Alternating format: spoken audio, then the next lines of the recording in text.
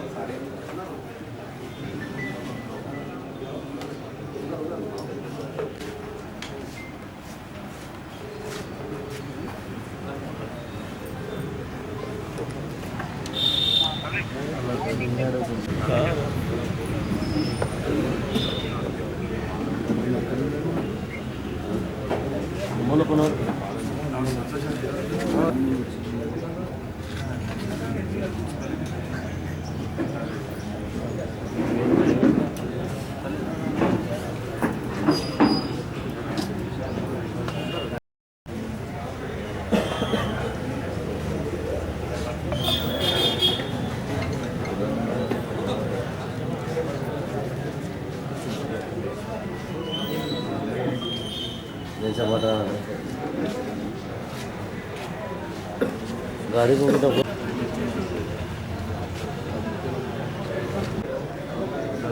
नहीं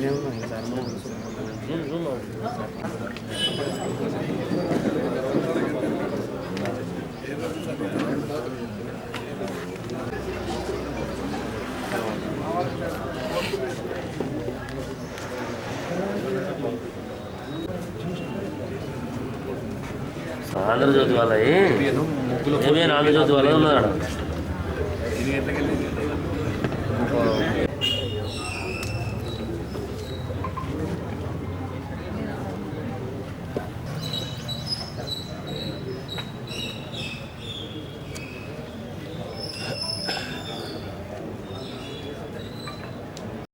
కాంగ్రెస్ పార్టీ అధ్యక్షులు పెద్దలు కొత్త మోహన్ గారికి, అట్లాగే మన ప్రియతమ నాయకులు పెద్దలు మనందరి ఆశాజ్యోతి జీవన్ రెడ్డి గారికి, ఇప్పుడే వచ్చినటువంటి జగిత్యాల జిల్లా అబ్జర్వర్ ఇద్దరు ఉన్నారు. ఒకరు కత్తి వెంకటస్వామి గారు, ఇంకొకరు వేముల పృథ్వీ చౌదరి గారు. వారికి సొంత పని ఉండడం వల్ల వాళ్ళ అబ్జర్వర్గా రాలేరు. వారు రానందుకు కత్తి వెంకటస్వామి గారు వచ్చినందుకు వెల్కమ్ చెప్తూ, అట్లాగే ఈనాడు వేదిక పైన ఉన్న కాంగ్రెస్ పార్టీ కుటుంబ సభ్యులందరూ అందరికీ, ముందరున్న కాంగ్రెస్ పార్టీ కుటుంబ సభ్యులందరికీ నూతన సంవత్సర శుభాకాంక్షలు తెలియజేసుకుంటూ, రేపు రాబోయే మున్సిపల్ ఎలక్షన్లో మన ప్రియతమ నాయకులు జీవన్ రెడ్డి గారు ఏదైతే సూచన చేస్తారో అట్టి సూచన ప్రకారం కాంగ్రెస్ పార్టీ కార్యకర్తలందరం కలిసికట్టుగా కుటుంబంలాగా పని చేసుకుంటూ జగిత్యాల మున్సిపాలిటీలో 50 కౌన్సిలర్ టికెట్లను ఏవైతే 50 కౌన్సిలర్లు ఉన్నదో 50 కౌన్సిలర్లు అందరూ కాంగ్రెస్ పార్టీ జీవన్ రెడ్డి. అట్లాంటి నిబద్ధత కాంగ్రెస్ పార్టీ కార్యకర్త ఇన్ని రోజులున్నా కాంగ్రెస్ పార్టీని నమ్ముకున్నా, పదవి వచ్చినా పదవి రాకున్నా నా గ్రామాల్లో సర్పంచ్ గెలుచుకుంటా, గ్రామాన్ని కాపాడుకుంటా, పెద్ద జీవన్ రెడ్డి నవకర్తను బలపరుచుకుంటా ఇవాళ ఈ స్థాయికి వచ్చిన. కాంగ్రెస్ పార్టీ జిల్లా అధ్యక్షుడు ఆశమాసి పదవి కాదు, మనం అనుకున్నంత ఈజీ ఉండదు. ముళ్ళ కిరీటం పెద్దల్లా పెట్టింది, ముళ్ళ కిరీటం పెట్టిరు, దాన్ని సమన్వయం చేసుకోవడానికి తలపాన తోక్కొస్తుంది నాకు ఈ కొద్ది రోజుల్లో. కానీ వారి నిబద్ధతను నమ్మి పెట్టింది కదా, ఆ నిబద్ధతను కాపాడే బాధ్యత నా మీద ఉంది. నేను మన కాంగ్రెస్ పార్టీ కుటుంబం చెప్తున్నా, ఎట్టి పరిస్థితుల్లో నా బాధ్యతను నిర్వర్తిస్తా, జీవన్ రెడ్డి గారికి చెడ్డ పేరు రాకుండా కాపాడుతానని ఈ సభాముఖంగా తెలియజేసుకుంటూ, నాకు ఈ అవకాశం ఇచ్చిన పట్టణ కాంగ్రెస్ పెద్దలు కొత్త మోహన్ గారికి హృదయపూర్వక నమస్కారం తెలియజేసుకుంటూ ముగిస్తున్నా. దానికి ముందు ప్రిపరేషన్, క్వార్టర్ ఫైనల్స్ ఇట్లాంటి లేకుంటే క్వాలిఫైయింగ్ మ్యాచెస్ ఇవి నడుస్తున్న సమయం ఇది. మొన్నటి వరకు మనకు గ్రామ పంచాయతీ ఎలక్షన్స్ జరిగినాయి. దాంట్లో ముందు నుంచి మనం అరుగు చేసుకొని నేనైతే చాలా టీవీ ఛానల్స్లో చెప్పాను, కాంగ్రెస్ పార్టీ మీద బాగా వ్యతిరేకత ఉంది, మాకు అద్భుతమైనటువంటి విజయాలు వస్తాయని టీఆర్ఎస్ బీజేపీకి సంబంధించిన మిత్రులు అన్నప్పుడు, సరే మీ విశ్వాసం మీది, let us see the results అనేటువంటి మాట మనం చెప్పినాం. అనుకున్నట్టుగానే మనకు మంచి రిజల్ట్స్ను మన లీడర్స్ తీసుకొచ్చి పెట్టినారు. జీవన్ రెడ్డి గారి నాయకత్వంలో ఇక్కడ కూడా మీకు వచ్చిన రిజల్ట్స్ మీ అందరికీ తెలుసు, అది గర్వకారణం తప్పనిసరిగా.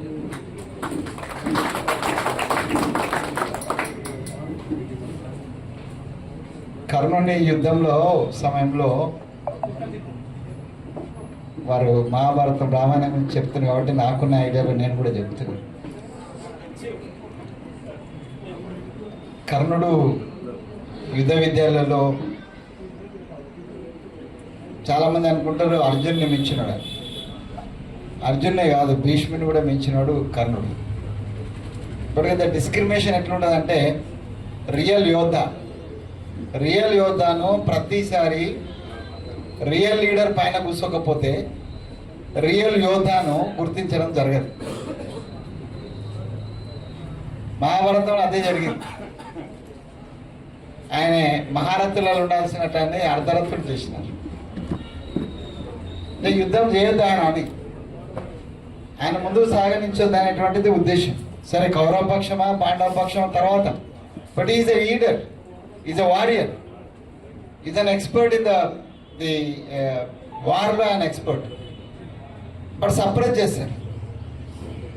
తెలంగాణ రాష్ట్రంలో కూడా అస్సలు యుద్ధం చేయాల్సినటువంటి యోధుల్ని చాలా మందిని కింద కూర్చోబెట్టినారు, పక్కన కూర్చోబెట్టినారు. అట్లా కూర్చోబెట్టిన వాళ్ళలో అన్న జీవన్ రెడ్డి గారు కూడా ఉన్నారు. నేను పార్టీ పరంగా జనరల్ సెక్రటరీగా ఉన్నా, ఆల్ ఇండియా కాంగ్రెస్లో ఉన్నా. నేను అటు రాహుల్ గాంధీ గారితో ఉన్నా, ఇటు మహేష్ గౌడ్తో ఉన్నా, ఇటు పిసిసి సీఎం గారితో కూడా ఉన్నా. అయినప్పటికీ నేను పార్టీలో మన కడపలో ఉన్న మా ఫాదర్ చెప్పేవారు, సార్ రోగానికి రొట్టె అవసరము, మిషన్ భగీరథను పట్టుకొచ్చారని చెప్తారు కదనే. ఆనాడు కాంగ్రెస్ ప్రభుత్వ హయాంలో పెద్దలు వైఎస్ రాజశేఖర రెడ్డి గారు ముఖ్యమంత్రి ఉండగా కేవలం ఏదైతుందో 200 రూపాయలకి ఇంటికి పైప్ లైన్ తో సహా నల్లా కనెక్షన్ ఇచ్చింది కాంగ్రెస్ పార్టీ అని చెప్పంటున్నాను.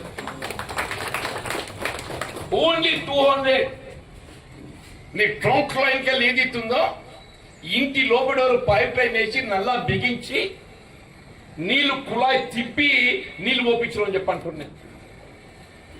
కాంగ్రెస్ పార్టీ మున్సిపాలిటీ చెప్పంటున్నాను. వీళ్ళు బల్దియా, నేను వీళ్ళు తెలంగాణ రాష్ట్రం మీద ఉమ్మడి రాష్ట్రంలో కూడా చెప్పంటున్నాను. నేను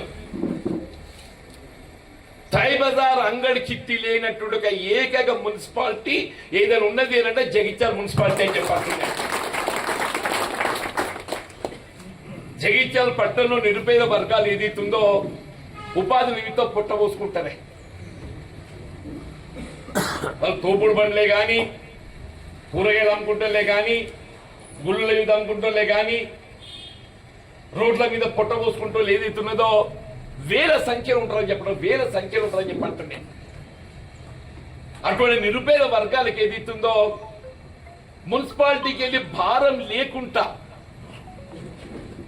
రోజుకు 50 రూపాయలైనా నెలకెంత అవుతుంది? 1500 రూపాయలు. అంగడి చిట్టి రోజు 50 రూపాయలు అంటే ఎంత అవుతుంది అన్న? నెలకు 1500 రూపాయలు అయితే 50 × 30 1000 రూపాయలు అనుకోవే. ఆదివారాల వీధి తీసేస్తే సంవత్సరానికి 12 మాసాలంటే సంవత్సరానికి 15 రూపాయలు మిగిలినట్టే కదనే. సంవత్సరానికి 10,000 రూపాయలు ఏదైతున్నదో మొత్తం రాష్ట్రంలో ఎక్కడ ఏ విధంగా జగిత్యాల మున్సిపాలిటీ ఆదర్శం నిలిచే విధంగా ఏదైతుందో నిరుపేద వర్గాలకు అండగా నిలిచే విధంగా ఇవాళ 10,000 రూపాయలు రిజర్వేషన్ ప్రక్రియ వచ్చింది అనుకుంటా. అది మనకు ఈ 10-15 మధ్య రిజర్వేషన్ ప్రక్రియ పూర్తి చేయబడింది. ఈ రిజర్వేషన్ ప్రక్రియ పూర్తి చేయబడ్డ తదుపరి ఏదైతున్నదో బహుశా మోస్ట్లీ బిఫోర్ 20th January ఎన్నికల షెడ్యూల్ కూడా వచ్చే అవకాశం ఉంది. అంటే 20 లోపు ఎన్నికల షెడ్యూల్ మనకు వస్తే ఎన్నికలు ఏదైతుందో నోటిఫికేషన్ అండ్ ఎన్నికలు February 1st, 2nd వీక్ లోపల కంప్లీట్ అవుతుంది. కాబట్టి ముందు మన మొదటి చేయవలసిన పని ఈ ఓటర్ లిస్ట్ రివిజన్ ప్రక్రియ మనం దాన్ని సరి చేసుకుంటాం. తదుపరి రిజర్వేషన్ ప్రక్రియ రూపొందించబడ్డ తదుపరి ఆ రిజర్వేషన్లకు అనుగుణంగా నేను ముందే చెప్పా, ఎవడైతే 10 ఏళ్ళ గల కాంగ్రెస్ జెండా మోసిండో వానికి హక్కుంటారని చెప్పంటే ఎవడంటే వాడు ఏదైతుందో దీనికి దొత్తా అని చెప్పాను కూడా మాత్రం సహించేది లేదు అని చెప్పానంటూ నేను వాడిని అంతగా ముందే కదా రావణాసుడు 10 తలకాయలు వీసుకున్న ఒక్క తలకాయ అని చెప్పాను. దీని ఎదురకుంటే పెద్ద ముఖ్యంగా కాదు. ఏవో మొన్న మున్సిపల్ ఎన్నికల్లో కష్టకాలం లోపల మన గెలవడం అనేది సమస్యాత్మకం అని తెలిసి కూడా పార్టీ గౌరవం నిలబెట్టడానికి కోరకుండా అసెంబ్లీ ఎన్నికల్లో కూడా ఏదైతుందో మనం ఏ విధంగా కష్టాలు ఎదుర్కొని ఆర్థికంగా ఇబ్బందులు ఎదుర్కొన్నా కానీ ఎదుర్కొన్నాం. తర్వాత పార్లమెంట్ ఎన్నుకున్నాం. ఈ మధ్య కాలంలో అసెంబ్లీకి వెళ్ళి మొదలు పెడితే మున్సిపాలిటీకి వెళ్ళి మొదలు పెడితే ఇప్పటి వరకు ఏదైతుందో 7 జెండా మోసిండో వానికే ప్రాధాన్యత అని చెప్పండి. 7 జెండా మోసిండో వానికే ప్రాధాన్యత, వానికే గెలుపు అని చెప్పంటున్నా. ఇవాళ మన రాష్ట్రంలో అదృష్టం కాంగ్రెస్ ప్రభుత్వం ఉన్నదా? రేవంత్ రెడ్డి ముఖ్యమంత్రిగా ఏదైతుందో ప్రజాపాలన కొనసాగిస్తున్నారు. నువ్వు ఏం లేనాడు ఏదైతుందో కాంగ్రెస్ పార్టీకి జెండా ఎగిరించి వెంకటస్వామి అన్న 87లో తెలుగుదేశం ప్రభుత్వం నేను కాంగ్రెస్ పార్టీ జెండా ఎగిరించి 95లో చంద్రబాబు నాయుడు గారు మొత్తం రాష్ట్రం అంతా తెలుగుదేశం జెండా ఎగిరించింది. మేము కాంగ్రెస్ పార్టీ జెండా కేవలం మొన్న 2019లో మాత్రం ఏదైతున్నదో ఇవాళ టీఆర్ఎస్ నియంత్రిత ధోరణికి అప్రజాస్వామ్యం ఎన్నికలు ఏదైతుందో మన నిర్వహింపజేయడంతో మేము ఆశ్చర్య ఫలితాలు పొందలేకపోయింది. ఇంతవరకు నా అనుభవం 40 సంవత్సరాలకు వెళ్ళి ఒకే ఒక ఎన్నిక మేము ఆశ్చర్యపడకపోయింది. అయితే ప్రతిదారి అసెంబ్లీ కాదు మున్సిపాలిటీ అంటున్నాయి. మున్సిపాలిటీ అంటున్నా నేను అది 6 సార్లు గెలిచిండే. వెంకటస్వామి గారు రాజ్యాంగ కోవిదుడు వారు మేధావి వర్గంకి వెళ్ళి వచ్చిండు. 73, 74 రాజ్యాంగ సవరణ గురించి వారు మనకు ఏదైతుందో దాని విలువలు తెలియజెప్పాలని చెప్పండి.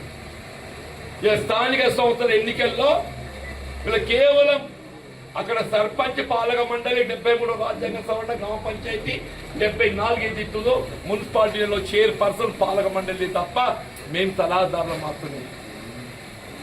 మేమొచ్చి మా చేపు నింపుకోవడానికి కొరకు ఏది ఇస్తుందో దీని దొత్తం అని చెప్పనుకుంటే మా మెడలు పెట్టి బయట పెట్టుకుంటాడు. ఎవడైనా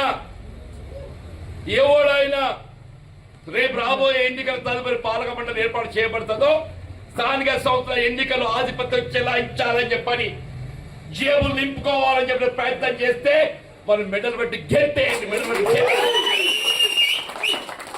వాడి గౌరీ శంకర్ కానీ వాడు అబ్బా కానీ వాడి గౌరీ శంకర్ కానీ వాడు అబ్బా కానిపో చెప్పండి. మెడలు బట్టి గంటేయాలి, మెడలు బట్టి గంటేయాలని చెప్పండి. మన ప్రజాస్వామ్యాన్ని కట్టుబడ్డం, రాజ్యాంగ నిబంధనలు కట్టుబడ్డం. రాహుల్ గాంధీ గారు మనకు ఒకటి నినాదం ఇచ్చిండు, రాజ్యాంగాన్ని గౌరవించండి, రాజ్యాంగ నిబంధనలను గౌరవించండి, రాజ్యాంగ నిబంధనలు నిలబెట్టండి అని చెప్పారు. జై బాపు, జై భీమ్, జై సంవిధాన్. రాజ్యాంగాన్ని నిలబెట్టడమే రాహుల్ గాంధీ గారి యొక్క ఆలోచన విధానం. దానికి కట్టుబడి ఉండడమే మన బాధ్యత అని చెప్పడం. దయచేసి నేను further I don't want to repeat the already expressed views same. పెద్దలు వెంకటస్వామి గారు మనకు అది యొక్క సూచనలు, సలహాలు.